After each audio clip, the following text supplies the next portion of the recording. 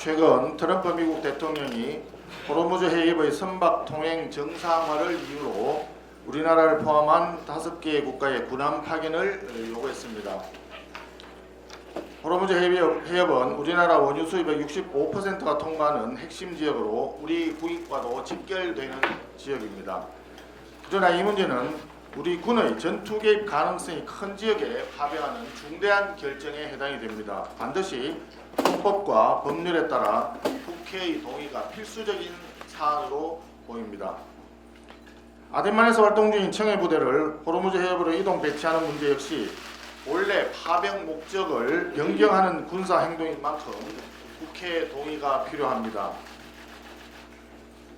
우리 장병들의 생명과 안전이 걸린 문제를 정부가 일방적으로 판단하거나 헌법상 절차를 무시하고 결정해서는 결코 안 됩니다.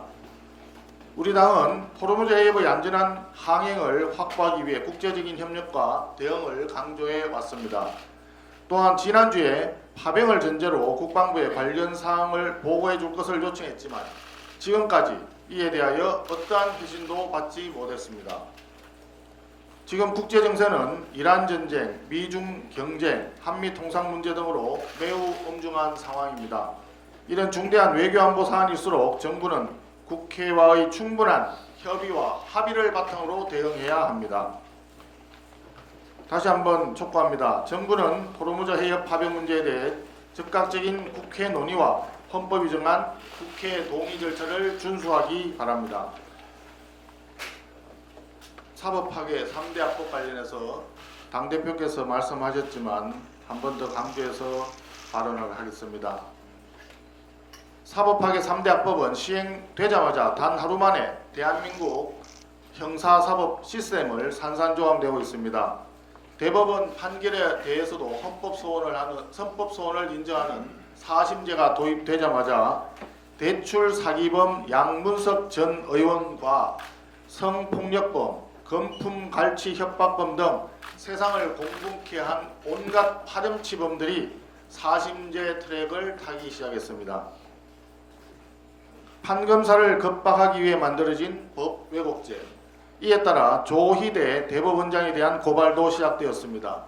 경찰이 대법원장의 법 적용과 해석을 수사하는 블랙 코미디가 21세기 이 땅 대한민국에서 벌어지고 있습니다.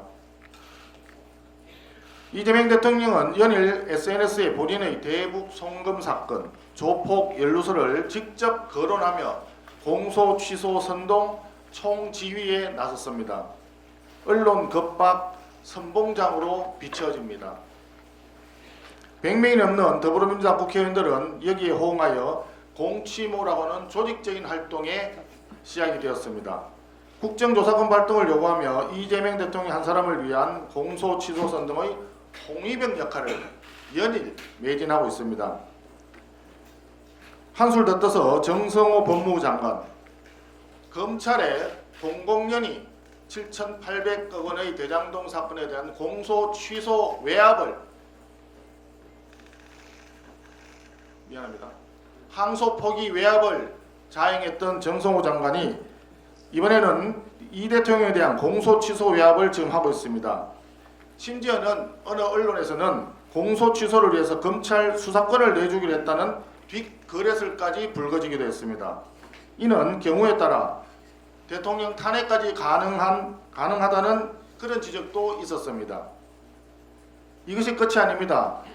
2심에서 징역 5년형 유죄를 선고받은 대통령의 왼팔 김용은 심지어 전략 공천을 운운하고 있습니다.